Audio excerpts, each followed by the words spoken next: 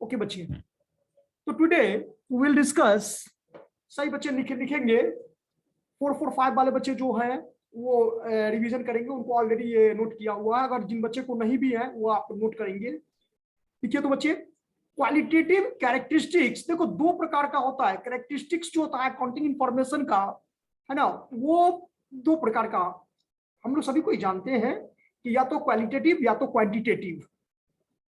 Accounting जो है सो qualitative characteristics को कोई फॉलो नहीं करता, कोई ध्यान नहीं देता है बच्चे, ये सिर्फ क्वांटिटेटिव को ध्यान देता है। इसलिए चूंकि जो जिसका मनी मेजरमेंट होता है, जिस ट्रांजैक्शन को करने से आपको या तो पैसा आए या तो पैसा जाए, या तो फ्यूचर में आए या फ्यूचर में जाए, लेकिन जिसमें है ही नहीं उसके ऊपर में ये कोई फोकस, कोई ध्यान नहीं देता है। तो ये याद रखना है, जो भी क्वालिटेटिव कैरेक्टरिस्टिक्स होता है उसको डज नॉट शो द, या does not record the books of क्या अकाउंट, उसको अकाउंट में, उसको बुक्स ऑफ अकाउंट में क्या किया जाता है, रिकॉर्ड नहीं किया जाता है। ओनली फॉर क्या, क्वांटिटेटिव। तो इसमें चार होना चाहिए, चार बेसिक चीज बता रहा है बच्चे। तो आप हेडिंग लिखेंगे सही बच्चे,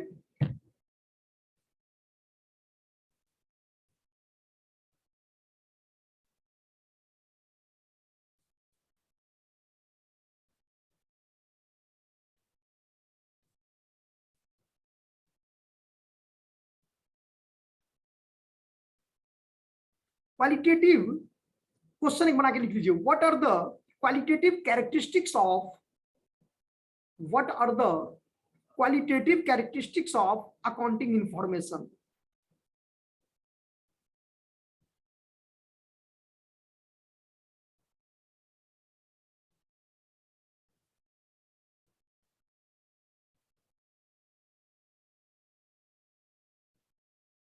What are the qualitative characteristics of the accounting information?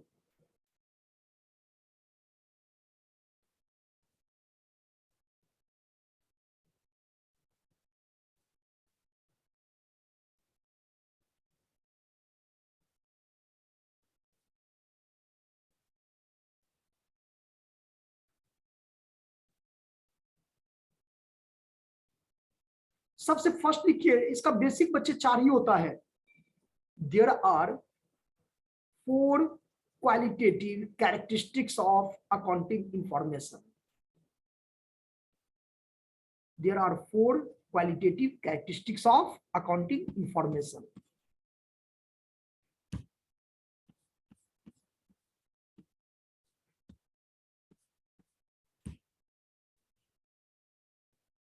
There are 4 qualitative characteristics of accounting information. First लिखेंगे understandability.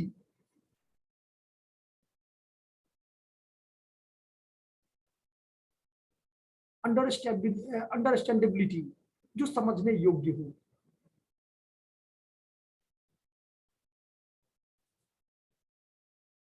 दूसरा लिखेंगे रिलीवेंस,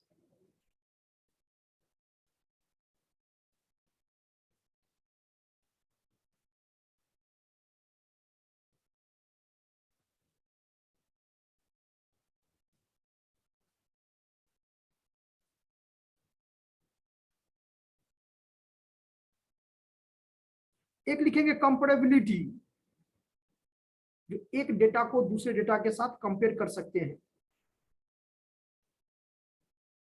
कंपेरेबिलिटी, COMPARABILITY।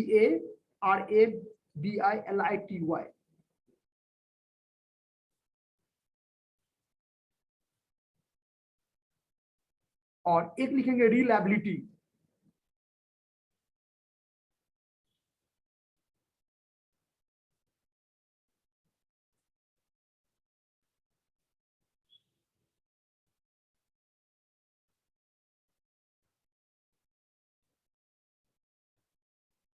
सेकंड था रिलायबिलिटी। 4 वर्ड देख लीजिएगा, हम बोर्ड पर लिख देते हैं बच्चे, इससे सभी बच्चे को क्लियर हो जाएगा।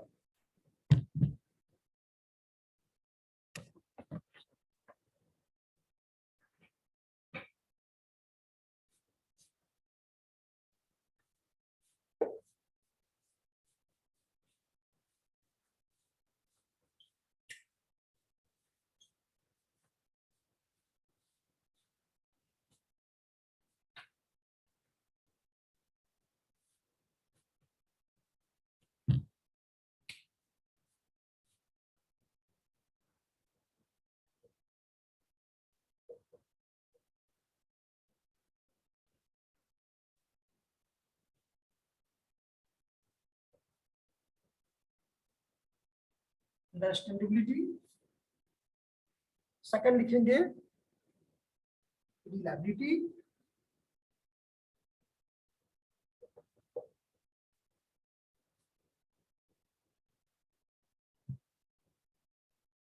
रेलिवेंस,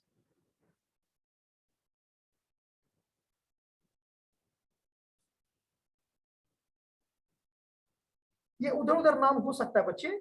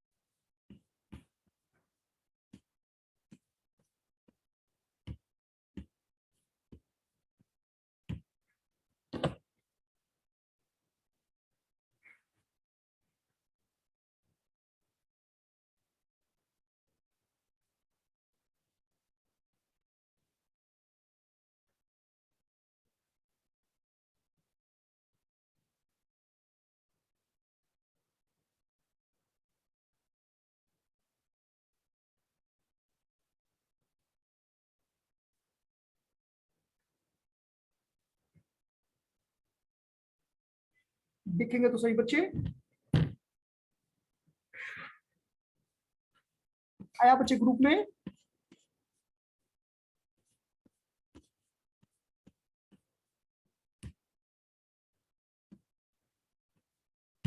अर्पिता आप बताओ। यस सर, आ गया। हाँ अर्पिता, इसको एक बार स्टडी कीजिए तो, पढ़िए तो बच्चे आप। सबसे फर्स्ट पॉइंट क्या है?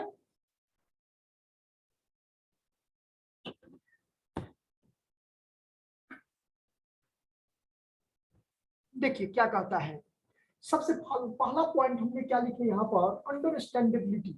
इसका मतलब क्या समझे कि जो भी अकाउंटिंग इंफॉर्मेशन है वो बच्चे ऐसा होना चाहिए जिससे कि कोई भी साधारण व्यक्ति भी अगर उस इंफॉर्मेशन को पढ़े तो उसको भी आसानी से समझ में आ जाए। मतलब सभी जो भी आप इंफॉर्मेशन दोगे ना वो पूरा का पूरा क्लियर होना चाहिए। अब क्लियर तो तभी होगा जब उसमें नोट्स, जैसे जो भी कैलकुलेशन हम लोग करेंगे, कोई ऐसा मेजर पॉइंट है जिसको हम वर्किंग नोट के माध्यम से दिखाते हैं, तो उस वर्किंग नोट को भी हम लोग को क्या करना पड़ेगा, अलग से दिखाना पड़ेगा। अगर अलग से दिखाएंगे तभी तो वो समझ में आएगा उनको। अगर वो नहीं उनको देखेंगे तो फिर तो उनको समझ में कुछ नहीं आएगा। तो working note is their part of answer sheet, we know that working note is their part of answer sheet. Working note note ऐसा होना चाहिए जिसको कोई भी सिंपल साधारण व्यक्ति भी पढ़े तो उनको क्या तुरंत का तुरंत समझ में आ जानी चाहिए। ये फर्स्ट पॉइंट यही कहता है। अभी जो नोट्स आपको बच्चे भेजे हैं उसमें भी हम आपको यही दिए हैं, ये देखिए। आप लोग भी बच्चे ऑन कर इसको ओपन कर लो। देखो क्वालिटेटिव कैरेक्टरिस्टिक्स हम आपको यहां से समझा रहे हैं, अंडरस्टैंडेबिलिटी समझाए हैं। क्या कहता है, the presentation of accounting information should be simple and understandable. मतलब सिंपल मतलब साधारण, कोई ऐसा जटिल नहीं होना चाहिए, कोई ऐसा नहीं होना चाहिए जिसको कि पढ़े और कुछ समझ में ही नहीं आए। तो ये क्या होनी चाहिए, सिंपल होनी चाहिए। आगे का इट इज इंपोर्टेंट, अच्छा understandable for the users of the information. User का मतलब यहाँ हुआ बच्चे, हम बार बार बता रहे हैं कि there are two types of user of accounting information. Accounting information को जो यूज करने वाला पर्सन होता है उसको दो ही कैटेगराइज किया गया है, या तो इंटरनल यूजर या तो एक्सटर्नल यूजर। इंटरनल यूजर वो यूजर होते हैं जो डायरेक्ट कंसर्न रखते हैं, जो डायरेक्ट इन्वॉल्व होते हैं बिजनेस के ऑपरेटिंग एक्टिविटी में, ठीक है, बिजनेस को चलाने में जो डायरेक्ट इन्वॉल्व है। और जो इनडायरेक्टली जो थर्ड पार्टी होता है उसको हम लोग एक्सटर्नल यूजर में रखते हैं। ये चीज थोड़ा याद रखना है। लाइक जैसे ओनर हो गया, प्रोप्राइटर हो गया। प्रोप्राइटर ओनर को एक ही चीज हुआ या फिर मैनेजर हो गया, डायरेक्टर हो गया, है ना, ये सब क्या हो जाएगा, सब इंटरनल है। लेकिन जैसे ही थर्ड पार्टी का नाम आएगा, जिसमें आपको इन्वेस्टर हो गया, क्रेडिटर हो गया, लैंडर हो गया, बैंकर हो गया, फिनेंशियल इंस्टीट्यूशन हो गया, इंप्लॉई हो गया, गवर्नमेंट हो गया, रिसर्चर हो गया, ये सब सब आता है एक्सटर्नल यूजर। तो चाहे इंटरनल यूजर हो या चाहे एक्सटर्नल यूजर हो, दोनों को इंफॉर्मेशन की जरूरत होती है। और इंफॉर्मेशन ऐसा होना चाहिए ताकि वो आराम से इसको अच्छी तरह से क्या कर समझ पाए। और जो इंफॉर्मेशन आप समझ ही नहीं सकते हो, जो कोई इंफॉर्मेशन आप समझिए मतलब सूचना जान ही नहीं सकते हो, तो वो तो आपके लिए नथिंग, कुछ भी नहीं है। तो ये कहता है, चाहे वो प्रॉफिट हो चाहे वो पोजीशन हो। इसके बाद और भी आगे है, अर्पिता आप देखो आगे, या अनीता, अनीता आवाज सुन पा रही हैं आप? अनीता,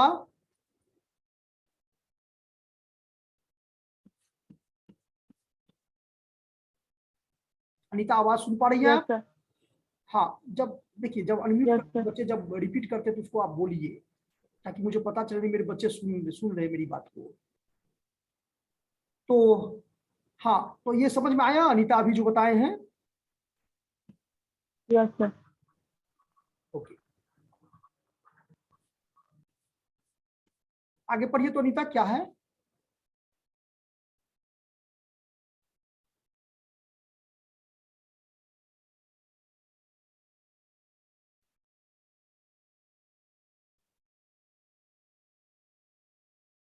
पढ़िए बच्चे।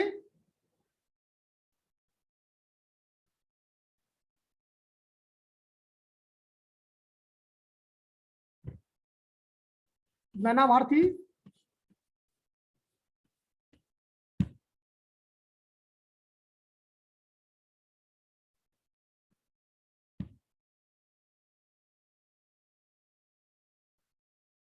अर्पिता,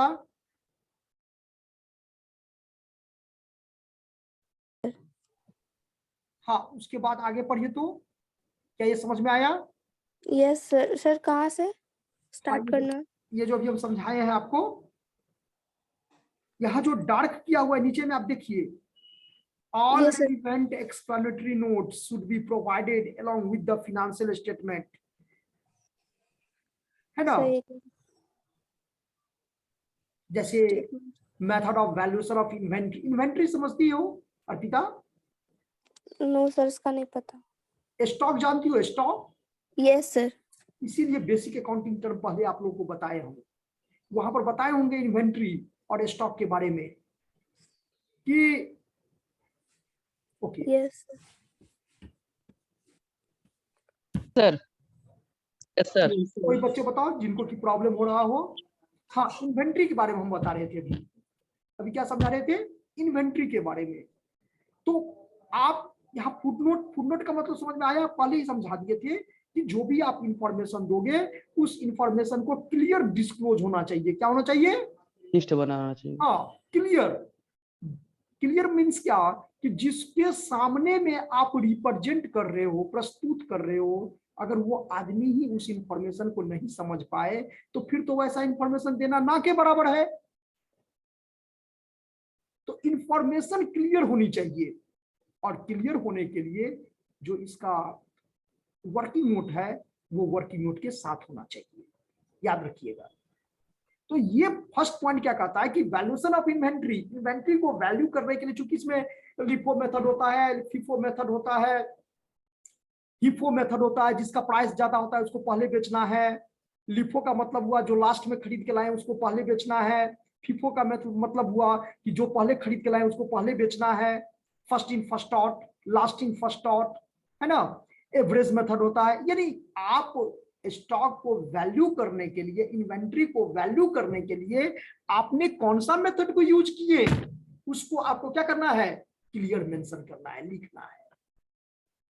कहीं ऐसा तो नहीं है कि आप जो गुड्स लास्ट में प्रोड्यूस किए हो उसको पहले बेच रहे हो, या जो पहले प्रोड्यूस किए हो उसको पहले बेच रहे हो। ये डिफरेंट मेथड होता है।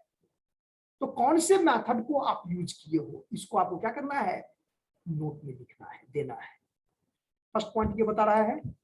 सेकंड पॉइंट बताइए। सेकंड देखिए इसमें और क्या लिखा हुआ है बच्चे कि मेथड ऑफ Relative. डेप्रिसिएशन, मतलब आप एसेट्स का जो वैल्यू किए हुए हो, एसेट्स का, एसेट्स मतलब फिक्स्ड एसेट्स, आप फिक्स्ड एसेट्स को जो शो कर रहे हो बैलेंस शीट में, जो फिक्स्ड एसेट्स को आप अपना फाइनेंशियल पोजीशन में दिखा रहे हो कि हाँ मेरे पास मशीन जो है सो 10 लाख का है, तो मशीन तो 10 लाख का है इतना तो समझ में आ गया मुझे, लेकिन वो at the end of the accounting year, accounting year के एंड में वो कितना बचा, इसको भी तो आपको दिखाना पड़ेगा ना।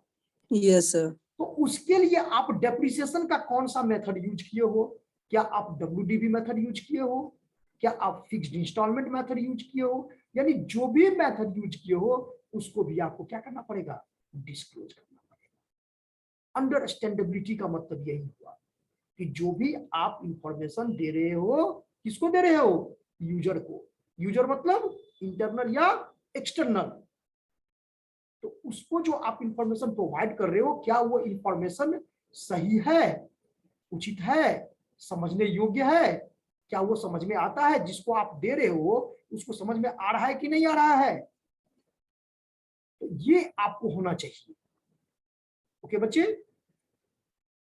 Yes sir. हाँ, इसके बाद और मेथड बताइए और क्या था इसमें। नैना भारती पढ़िए बच्चे, आगे देखिए क्या है। Sir Okay, sir. रीलेबिलिटी।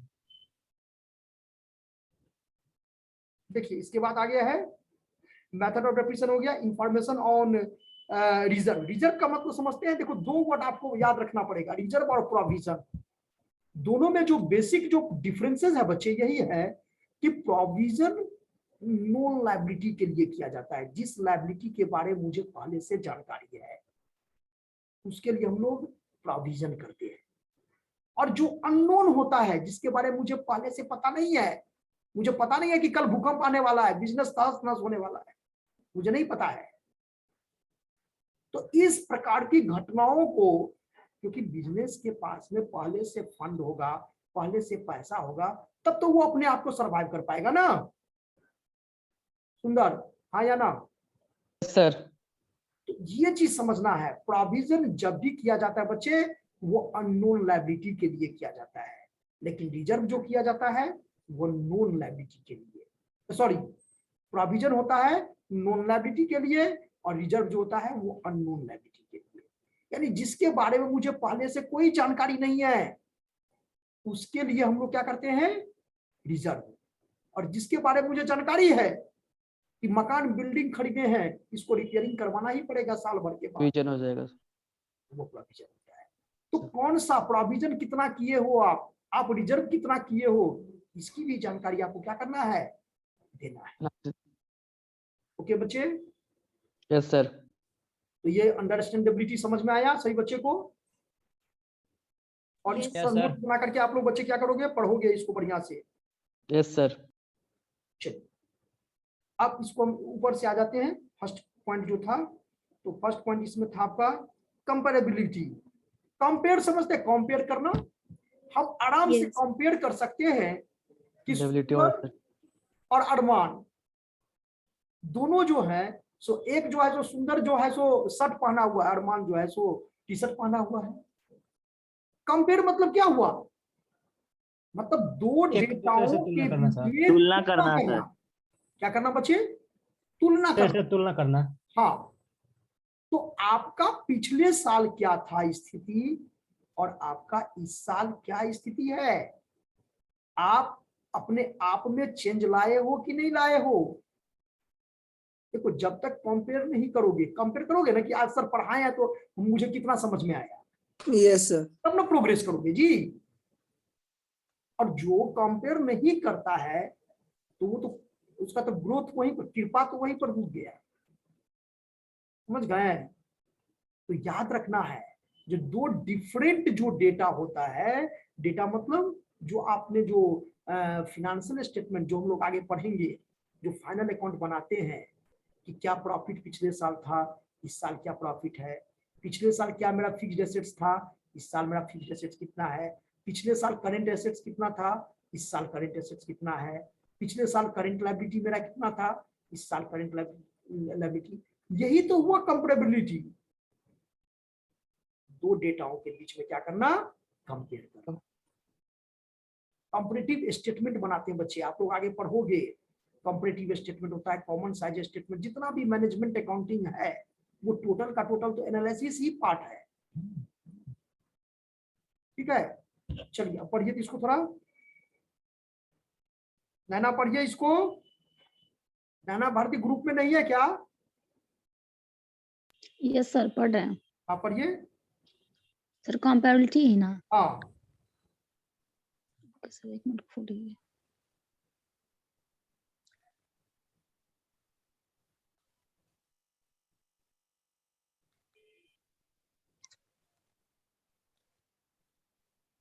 सर इस मेरे 11th तक ही शो कर रहा है। Yes sir. और कोई बच्चे बताइए। और नीचे आ जा रहा है रिलेटिव मटेरियल, सब आ जा रहा है। ऊपर ऊपर देखो ना, ऊपर में होगा कंपैरेबिलिटी, ऊपर में है। Yes sir, yes sir. Sir read करें। Comparison is a very important part of financial information as it helps the user of accounting information to differentiate it, analyze, improve, and take important decision. समझ में आया? देखो क्या Yes sir. कि ये बहुत easy language था, इसीलिए हम आप लोगों को सेट किए हैं। ये कहता है क्या कि जब तक आप डेटाओं के बीच में कंपेयर नहीं करोगे तब तक आप अपने आप को डिसीजन, अपने बिजनेस के बारे में जिसका भी डेटा है उसके बारे में आप डिसीजन नहीं ले सकते हो। इसीलिए कंपेयर करना तो बहुत ही क्या है, आवश्यक है। ओके बच्चे, आगे पढ़िए। The ability to do intra-firm comparison within the same company, intra-firm comparison with other companies, and market sector comparison with the same market sector makes accounting information easy to work with. ठीक है, देखो Yes, यहाँ sir. दो data हमको यहाँ पर basically बता रहा है, या तो आप इंट्रा कीजिए या तो आप इंटर कीजिए। इंट्रा का मतलब हुआ कि एक ही फर्म बिजनेस एक ही है लेकिन उसका दो अलग अलग डेटा है। ठीक है, लेकिन इंटर का मतलब हुआ क्या हुआ कि एक मिस्टर एक्स है तो दूसरा मिस्टर है। समझ में आ गया? समझ में आया सही? बच्चे को बताओ। Yes sir. आगे. Yes sir. Yes sir. Yes sir. Inter और इंट्रा, ये दो पॉइंट याद रखना है। इंटर का मतलब हुआ कि डिफरेंट होना चाहिए ऑर्गेनाइजेशन, डिफरेंट बिजनेस होना चाहिए। जैसे मिस्टर ए है, मिस्टर बी है, तो ए और बी दोनों के बीच में देखते हो, अरे बिजनेस में तो बच्चे परफेक्ट कंपटीशन है ना। Yes sir. मान लो आप भी स्टेशनरी का दुकान कर रहे हो, हम भी स्टेशनरी का दुकान कर रहे हैं, तो दोनों स्टेशनरी के बीच में दुकान में कंपेयर नहीं दिखते। कस्टमर सब कंपेयर करने लगता है कि वहां तो 5 रुपया में कॉपी मिलता है, आप कॉपी 4 रुपया में दे रहे हो, तो चलो आप ही से लेते हैं, करता है ना जी। Yes sir. तो कंपटीशन परफेक्ट है। इस परफेक्ट कंपटीशन में अपने आप को कैसे डेवलप करना है, अपने आप को कैसे ऊपर उठाना है, तो वो जब तक आप एनालिसिस नहीं करोगे, जब तक आप कंपेयर नहीं करोगे डेटाओं के बीच में, तब तक आप अपने आप में ग्रोथ नहीं कर सकते। That's all. Yes. Okay, next क्या है? Example of capability. हाँ, ये तो हो जाएगा, वो क्वार्टर बाय क्वार्टर। सर अंडरस्टैंडिबिलिटी बता रहा है नीचे तो। 2 हो गया। Yes sir. चलिए अब उसके बाद बताइए बच्चे, रिलायबिलिटी पढ़िए। One of the most important qualitative characteristic accounting informs the reliability of data. That is, all information provided must be traceable and verifiable with the proper source document. हाँ, ये कह रहा है क्या कि जो भी आप डेटा मतलब शो कर रहे हो, प्रेजेंट कर रहे हो, उस पर आपको क्या होनी चाहिए, खुद ट्रस्ट होना चाहिए। हाँ, अगर आपको खुद उस पर विश्वास नहीं होगा तब दूसरे को कैसे विश्वास दिला सकते हो? Yes sir. जैसे सपोज कीजिए कि हम एक साइकिल जो है सो चोरी करके लाए और आपको बेच दिए, तो क्या उस साइकिल पर आपका अधिकार होगा, राइट होगा? No sir. No sir. होगा नो सर। कि जब उस पर गुड्स के ऊपर में, जब उस एसेट्स के ऊपर में उस सेलर का ही राइट नहीं था, सॉरी हाँ सेलर का ही, तो वो परचेजर को कहां से ट्रांसफर कर पाएगा? Yes sir. तो ये चीज समझना है बच्चे, ट्रस्ट होनी चाहिए। जो डेटा आप प्रेजेंट कर रहे हो, जो डेटा आप शो कर रहे हो, उन डेटाओं पर क्या होनी चाहिए? विश्वास होनी चाहिए। Okay, Yes, sir. चलिए नेक्स्ट In, पढ़िए। in case of an internal or external audit, the information inside financial statements should be convertible back to its original source. Failure of an audit may lead to disbelief in the company financial data. नहीं देखते हो, chartered accountant जब आता है audit करने के लिए आता है तो कहता है ये आप कहाँ से इतना कर लिए हो, कहाँ से इतना पैसा, नहीं देखते हो? ब्लैक मनी और व्हाइट मनी नाम सुने हो? Yes Yes, sir. sir. तो कैसे Yes, पता नहीं है? ऑडिट से तो नहीं कहता है, एक शिकारी कुत्ते के समान होता है, जैसे सूंघ करके पता कर लेता है ना। देखते हो शिकारी कुत्ता का नाम सुना है जी? Yes sir. बस बस बस वही ऑडिटर वही है, वो देख वो सूंघ करके पता कर लेता है। क्योंकि ऑडिटर जो है सो ऑडिटिंग का काम करता है। क्या काम करता है? Auditing का. और वो ऑडिटिंग वो कहा, वो डेटा देख करके पता कर लेगा कि आप इसमें क्या किए हो, कितना किए हो, कितना होनी चाहिए। ठीक है, तो आपसे तो क्वेश्चन तो एराइज करेंगे ही, और उस बीच में अगर आप फंसे तो इसका मतलब हो गया आपका सत्यानाश। सिंपल है। तो वेरिफिकेशन करता है, वैल्यूएशन करता है बच्चे। हम लोग का ऑडिटिंग में एक चैप्टर था वेरिफिकेशन एंड वैल्यूएशन ऑफ क्या? Assets and liabilities. ठीक है, वो वैल्यूएशन करता है। नहीं देखते हो, कोई कहता है कि कैसे आप इनकम टैक्स सब देखते नहीं, रेट मारता है जी, कैसे पकड़ दिया जाता है। अभी भी तो हाल ही में तो कुछ एक एग्जीक्यूटिव इंजीनियर के यहाँ लगा था, कहता है आपका सैलरी अगर 50,000 रुपया महीना है तो फिर 50,000 रुपया सैलरी में आप ये 50 करोड़ का कहां से संपत्ति आप अर्जित कर दिए इतना कम समय में? ठीक है, तो वो ये होना चाहिए, तो बड़े विश्वास होनी चाहिए। कहने का मतलब यहाँ पर ये है कि जो भी डेटा आप रिप्रेजेंट कर रहे हो, जो भी डेटा आप शो कर रहे हो, जो भी डेटा आप यूजर के पास में इंफॉर्मेशन के रूप में प्रेजेंट कर रहे हो, उस पर क्या होनी चाहिए? आपको ट्रस्ट होनी चाहिए, विश्वास होनी चाहिए, ताकि अगर कोई क्वेश्चन उस पर पूछा जाए तो उसका एकदम से मतलब ओपन माइंड, ये क्या कहते हैं उसको, फ्री माइंड आंसर देने के लिए आप तत्पर हो। यस। ठीक है, ओके बच्चे नेक्स्ट पढ़िए। Relevance of accounting information means it should help the user of information with their decision-making process. The information provided should not be irrelevant and unnecessary. All the information should be capable of monetary computation. ये समझ में आया कि जो भी unnecessary है ना, जो भी आप दीजिए एकदम फैक्ट दीजिए, कोई इधर उधर का जो है ना डेटा को वही प्रेजेंट नहीं कीजिए जिससे आपका इंफॉर्मेशन क्या हो जाए, खराब हो जाए, गड़बड़ हो जाए। ठीक है, जो भी देना चाहिए उसको क्या होनी चाहिए, एकदम से नीट एंड क्लीन। नहीं कहते हैं जी? Yes, sir. एग्जाम्पल देखो, एग्जाम्पल पढ़िए। A firm is expected to provide the total amount owned by the debtors in the balance sheet, whereas the total number of debtors is not important.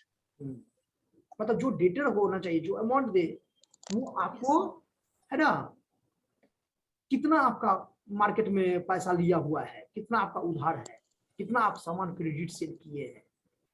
ठीक है, वो amount exact होना चाहिए, वो amount सही होना चाहिए। ठीक है, ये नहीं होना चाहिए कि मतलब आपका number of debtor, number of person कितना है, उससे मतलब नहीं है बिजनेस को।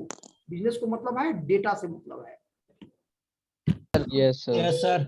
चारों पॉइंट समझ में आया? देखो एक पर एक है, चारों किसी से कम नहीं है। ऐसे बहुत सारा राइटर बहुत सारे तरह से दिया हुआ है। तो एक तो लिंक आपको ये शेयर कर दिए, इससे पढ़िएगा बच्चे, और दूसरा होगा तो हम कल नोट्स भी कुछ और होगा तो हम भेज देंगे आप लोगों को। तब तक इसको बच्चे आप लोग क्या करोगे, स्टडी करोगे, बढ़िया से पढ़ाई करोगे, मेहनत यस सर। और यहाँ से हम लोग अब एक समान चलेंगे। ठीक है, यहाँ दोनों का हम क्या किए, दोनों बैच का एक क्वेश्चन कोई बच्चे और पूछ रहे थे कि डिसएडवांटेज ऑफ अकाउंटिंग, ये किस बैच का था बच्चे? 444 था कि 445 था? 444 सर। तो 444 पे अर्पिता आप क्लास 444 सर। हाँ ओके, तो अर्पिता आप तो क्लास रेगुलर करती हो कि नहीं की हो? बीच Yes, sir. में मिस हुआ है? सर एक मिनट हम ओपन कर ही लेते हैं। एक मिस हुआ होगा, एक या दो, नहीं तो ऐसे मिस हुआ नहीं है ज्यादा। और कोई बच्चे बताओ तो, तो डिसएडवांटेज, प्रेमकुंज है सर, प्रेमकुंज करते हैं रेगुलर क्लास। ठीक है कोई बात नहीं, अगर इसमें है तो डिसएडवांटेज ऑफ अकाउंटिंग के बाद 445 वाले बच्चे बताएंगे। डिसएडवांटेज ऑफ अकाउंटिंग के बाद आप लोग का कौन सा टॉपिक पढ़ाए थे, बताए थे? Sir accounting information. Accounting information आप लोग को नहीं बताए हैं 444 वाले को?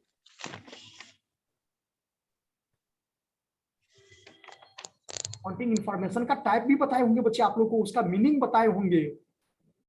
यस सर बताए। यस सर बताए हैं। अब बताओ ये, चलो कोई बात नहीं है। अगर जिन बच्चे को ऐसा है, देखो क्लास को मिस नहीं करना है, क्लास बच्चे आप लोगों को रेगुलर करना है, ये तो माइंड में सेट कर लीजिए। ओके बच्चे,